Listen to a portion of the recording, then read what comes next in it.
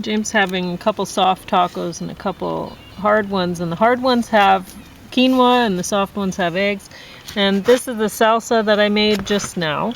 And then there's Casablanca, GiGi, American Paris, and Mrs. Miniver, and the Ritual Killer. And honestly, like, you might be looking at that and go, well, of course she put a Morgan Freeman movie on the bottom of the stuff. Well, get ready, folks. This is a shockaroo. When she told me about this, I was a little bit shocked. Okay, yeah. Go for it. It's actually a good movie. Wow, and Morgan Freeman did an okay job, I think you were saying. So they cast him well. Yeah. I liked him in the role. Yeah. There were a few things about the movie that I was like, this is a little bit. I mean, it's a detective kind of. It's a police drama. Yeah. Now, are they typical police guys, or are they really, really smart? I've never run across a smart police guy. Well, anyway, it doesn't really matter in this show. It kind of works, and it's worth watching. I think it's entertaining, and there are some things that you're like, okay, maybe they should have fleshed that out a little more, or whatever, so that it flowed better, or whatever. I don't know, but honestly, I enjoyed watching it. So it's about well, I guess you can see the ritual killer. Anyway. So it's a serial killer then? Or is that? Yeah, but I mean, it's kind of interesting because the story, they're saying, well, what's acceptable in one culture, not in another, like this guy in the culture that well, a couple cultures actually, but really Western. You could say Western culture. He in Western culture, he's a serial killer, no doubt about it. Whatever, and he's creepy. He's a bad guy, whatever. But where he's from, he's a healer of sorts, or whatever, right? I think a witch doctor is probably not a politically correct term. They did use that term in they did? Yeah. Yeah, not that I really care. Anyway. It is what it is. It is what it is. Okay. So the one thing I wanted to point out is this guy looks like a real cop. I know. Overweight. He does. Too many donuts. Yeah, Actually, there are here a in lot of Lethbridge, really it was fit too many police. pizzas. There are some that are fit, but they usually go to seed pretty quickly. And like he's got the fairly short hair, grease on it.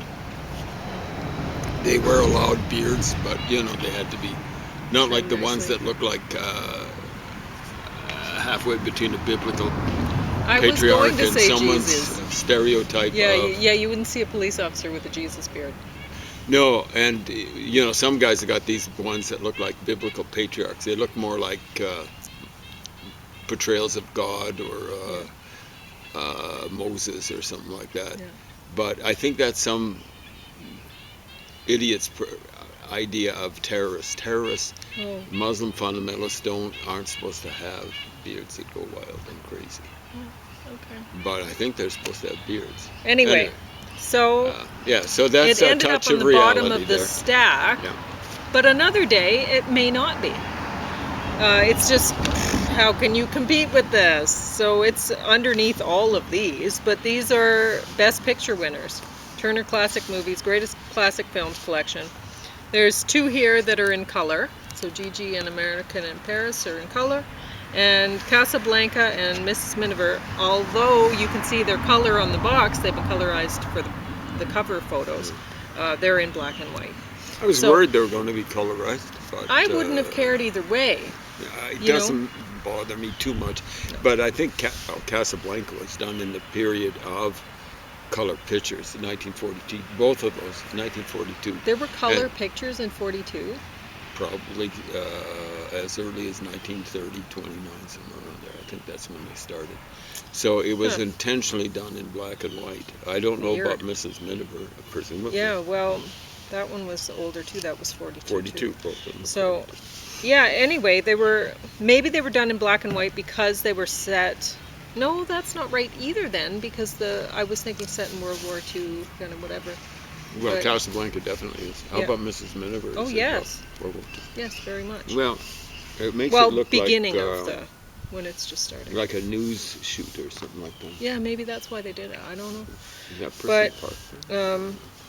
I mean, the black and white worked better in Casablanca than it did in Mrs. Miniver, I have to say, because Mrs. Miniver, it turns out, is a type of rose. Because this woman, she's the main character, Mrs. Miniver, and somebody grows a rose and they just think, oh, she's the nicest person in town, and they name the rose after her. They name this variety that they've grown after her. So you can put salsa on your tacos as you want them. Yeah. You know, I guess you're trying them to see how much you might want to put or whatever. I think I'm not going to put it on the egg. Oh, okay. Yeah, I didn't put any tomatoes on the hard tacos, so you might want to stick some on there. I don't. Do what you want. That's what I was intending on doing. Yeah. Because I did want to show the people. Cute. Hi, cute. Hey, pups. how's it going? Good. Wow, that's very nice. Dog. Huh? So, yeah. So anyway, Miss Miniver is a type of rose that's red. In this, so you don't see the red because the show's in black and white, but they do talk about how it's red, so you know that it's red. And they do mention colors in this, which I don't. Colors. Yeah. So, which is interesting. Now, GiGi is very much in color, super color, like Technicolor, I guess, but very colorful. And James told me that the person who did the sets and stuff for GiGi was the same person who did Sgt. Pepper's. The cover, I think. Yeah. A lot of color in that. Lot of color. Not just who did the sets, but also the Costumes. Yeah. So it's very beautiful watching GiGi. And I mean the Casablanca, GiGi, American in Paris, there's a lot of music. American Paris, there's a lot of dancing too. Not so much. Gene Kelly, good job. And I was listening to, I think, him sing it. He was a good singer. Yeah, he did a good job. Wow. So, but... And I gotta say, before we move on, I like Fred Astaire's dancing, but of course. I think I prefer Gene Kelly's dance. Really? A little more muscular and stuff like that. Well, you More know, athletic. we were talking about the yoga burn guy, how he had shorter legs and so his muscles looked like really big actually because they're shorter, right? And I think it's the same thing with Gene Kelly. His legs are not very long. His torso is longer than Well, not classic look for a guy. Yeah.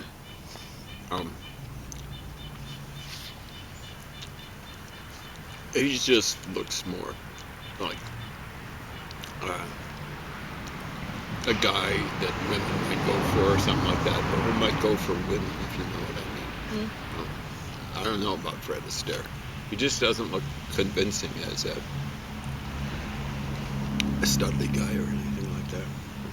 And I mean, all of these are worth watching again and again and again. I mean, as soon as you put the shows on, like the ones with the songs, you're like, oh, this is timeless. This song will go on forever, and I love hearing it. And right away, you can sing along with it. You remember the words because the songs are well crafted. So when you're writing a musical,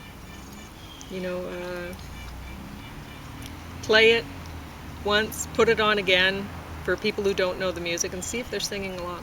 If they don't, you've blown it. These guys, they knew what they were doing, coming up with the songs.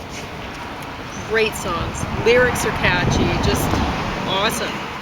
You just want to dance along with them, and you feel like you are. You feel like you're singing and dancing along with them while the movie's on. It's terrific. Hello. Hey, Steve. And what's the name of the dog again? Zoe. Zoe. Life. No Yeah. talk. No. tacos for Zoe. Well, there's actually eggs here, but Oh, okay. would eggs be okay for her? No, because they have taco Well, seasoning in and them. we Oh, try taco seasoning. not to feed her any human food because Yeah. otherwise then she wants it. always wants human Yes. food Yeah. Yeah. because it's much better than her food. I don't know about what happened last night, but how about those Jays the Yeah, day they before? won again last night. Holy smokes! So Gossman, that's got to be one of the best games of his career. Yeah. 6-zip. That was fun to watch. 2 hits. Oh, I can imagine. Yeah. You're not worried. Just, like just sip, pop. That would be me. You might like an occasional brew or something like that. You don't strike that me was as nice. a guy who'd be sloshed on anything. No, I don't get Even if the drunk too Jays often, were but I do losing. like a beer You once know in a what I'm while. saying?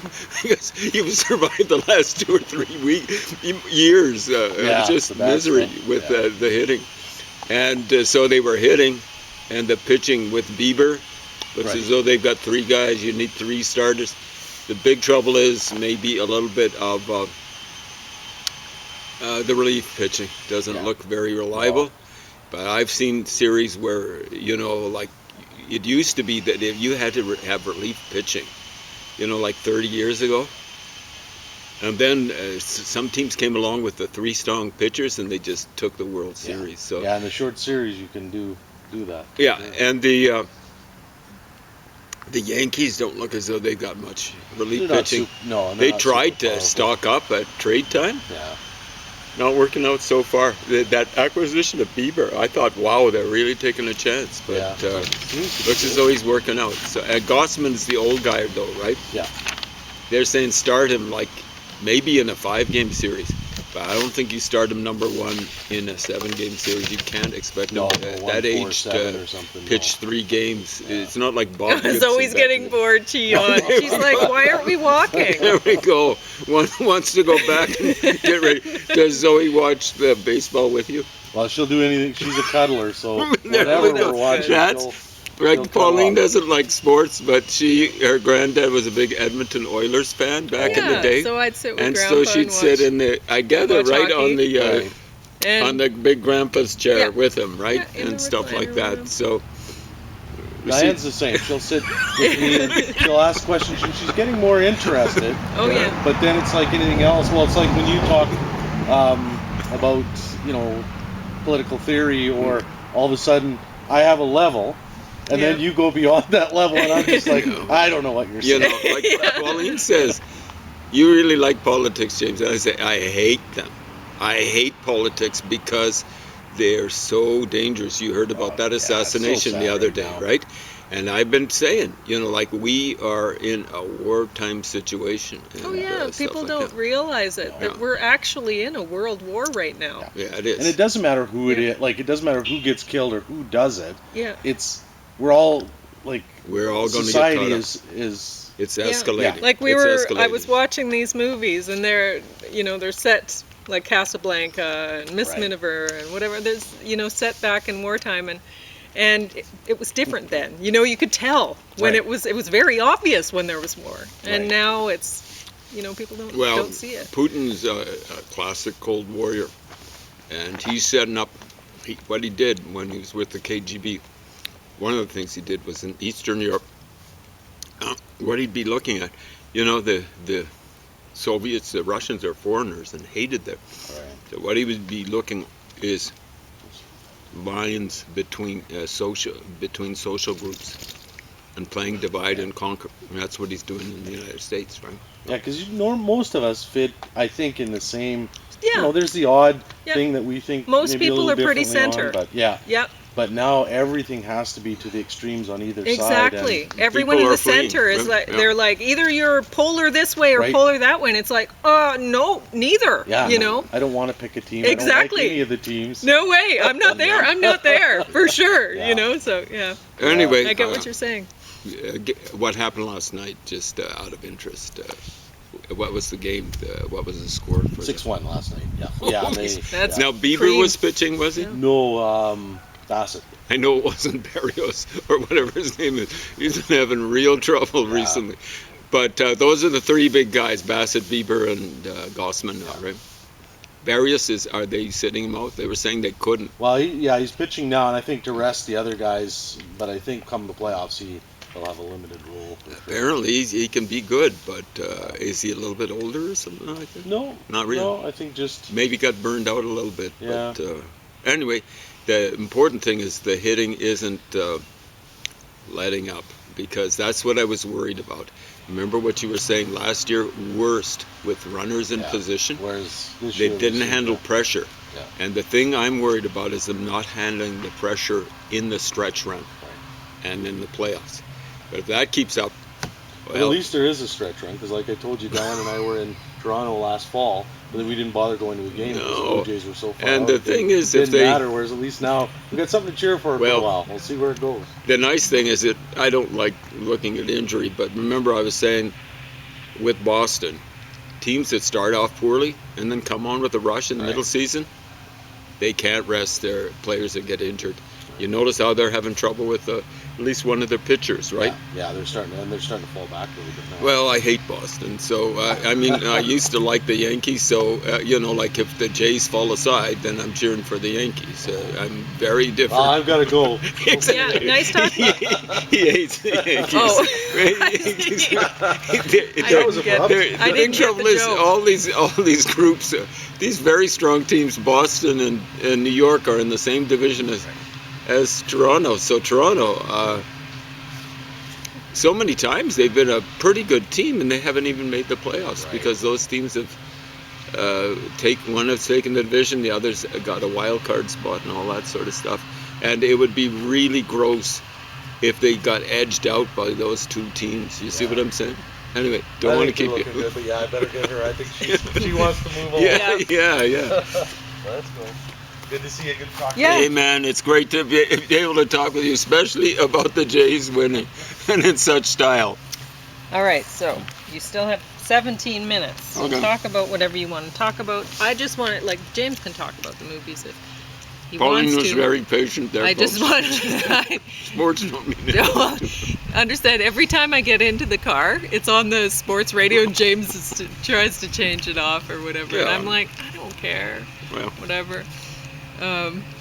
So yeah, he very much likes sports. So Casablanca, definitely, as far as I'm concerned, this gets top of the stack here.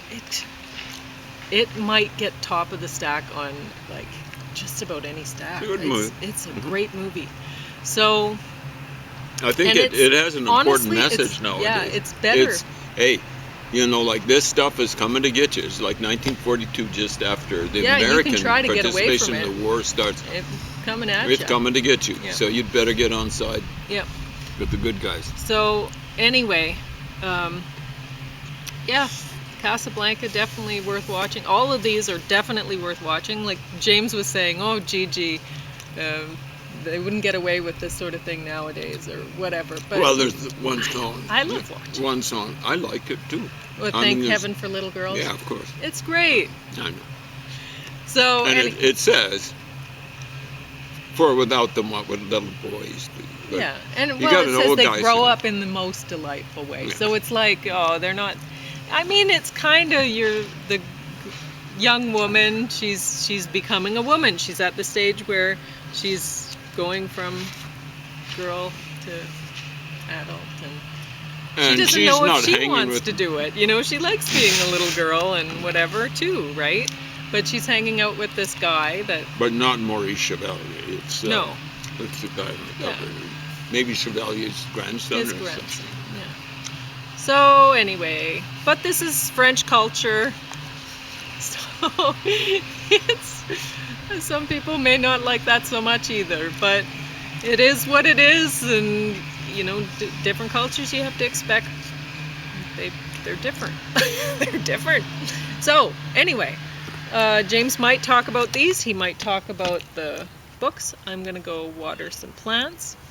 And James will tell you how that salsa is. I didn't make it the same as last time. It's really a very standard salsa this time. So long as it's sweet, and a little bit tangy, Yeah. that'd be great for me. Yeah. See? But I She didn't knows. have any onions and I didn't have any garlic, so I used the garlic chives this time to hope that'd be okay, and then later I'll add onions and garlic to the salsa, and I hope that'll work out just fine. I think it will. So, but it looks like James is liking it without the salsa. Keep talking. I want to finish this talking. Yeah, so what I It's did very good. is I mixed the, I think I was kind of mentioning that I put taco seasoning in the eggs when I fried them up with the taco seasoning in them. And the quinoa has taco seasoning in it. So there's the soft taco has the egg, well, it's egg whites, and the hard has the quinoa, like how I'd made the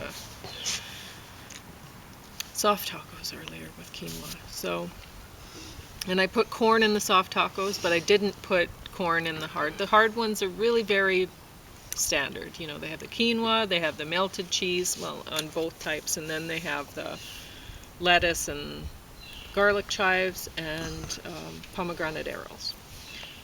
So, very standard. Oh, and some tomatoes. Soft. And I can't remember what kind of tomatoes I used. I might have used the Barba Papa ones. I've been using those ones lately because I don't want them to go to waste. And that's the thing with the littler tomatoes. They don't tend to last as long a lot of the time, except for, you know, there's specific types of the big ones that don't last very long at all. And you get used to it. You know, you're like, oh, I have this kind coming. I won't be able to keep this one for long, you know, around for long. I mean, unless you put it in the fridge or something. But then how much fridge space do you have? So anyway, James will now talk about whatever. So I'll preface it with And I will go deal with mine. the title of a book I just reviewed the other day. I'm going to re-review it. No, I'm not. I'm just going to re-review the title. Leo Durocher, who is given credit for coming up with this, saying, nice guys finish last. No. To be perfectly clear, he says it was actually a journalist who was interviewing him who came up with saying what Durocher says he was doing in the interview with his interviewer was he was talking about a particular team, and he said it's two sentences, not one sentence. They're nice guys. They finish last. And he's not talking in general terms, or wasn't. He was talking about that one particular team. Hey, they're nice guys. They happen to finish last. But the journalist misunderstood it. Huh? That's one of the troubles if you can't have some punctuation there. You know, if there's no punctuation between the two phrases, then nice guys finish last. If there's punctuation, and in the book, this would be Durocher's reading or rendering of what he said. It's nice guys, period, finish last, period. In other words, nice guys, they finish last. The they is understood. Nice guys, finish last. Not nice guys finish last. But we'll go with the standard reading of it. No punctuation. Nice guys finish last. And the other day I said, yeah, that's true. Nice guys finish last. They've done computer simulations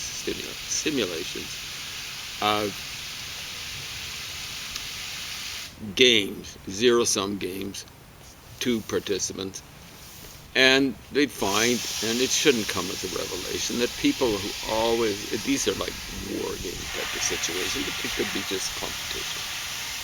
Guys are always, or competitors, shall we say, are always surrendering to other people, as it were, always giving to other people.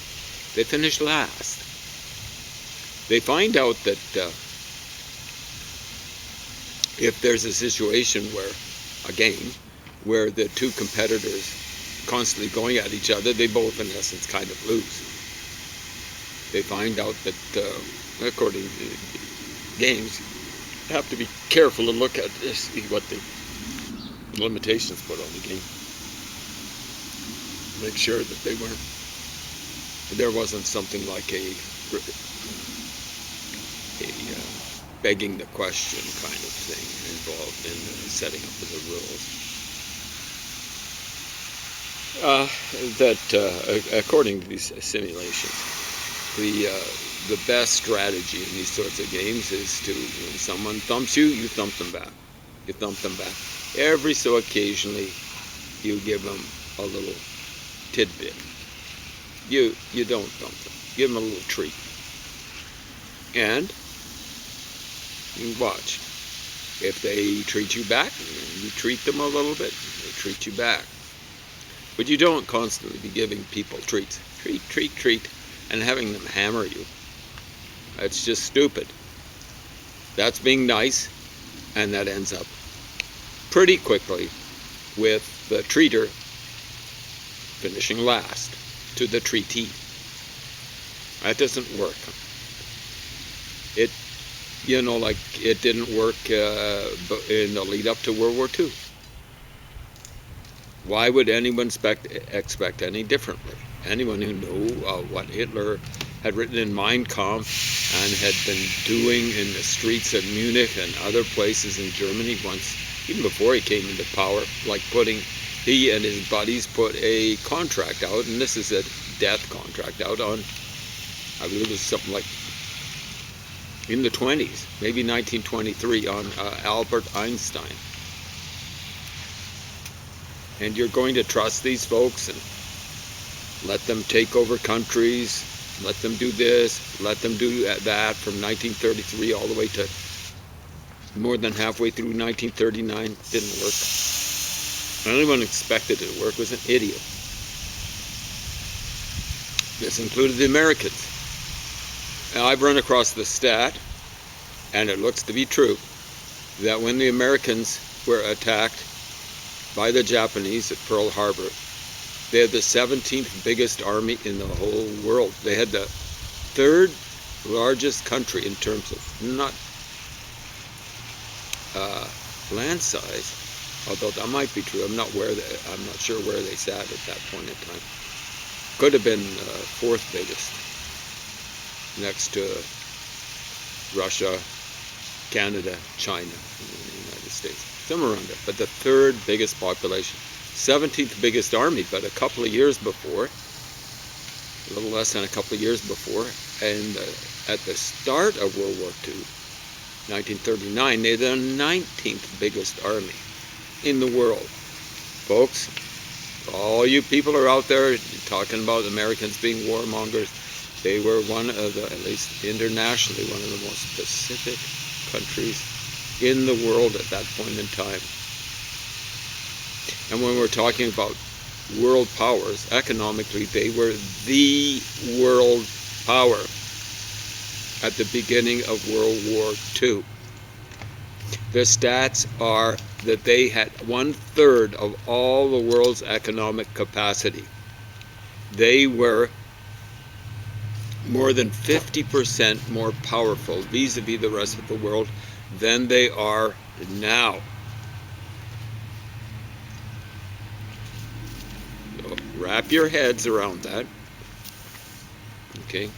I don't know too many people that say the American economy is like 22% of the world's overall economy. I've heard things as low as 17%. 20% might be a safe sort of estimation. How much time? 5? No, you have about 30 seconds. So. Oh, okay. Stay tuned. Well, because, yeah, okay. I can start it over again for you. Oh, okay. Yeah. So if you do that now, that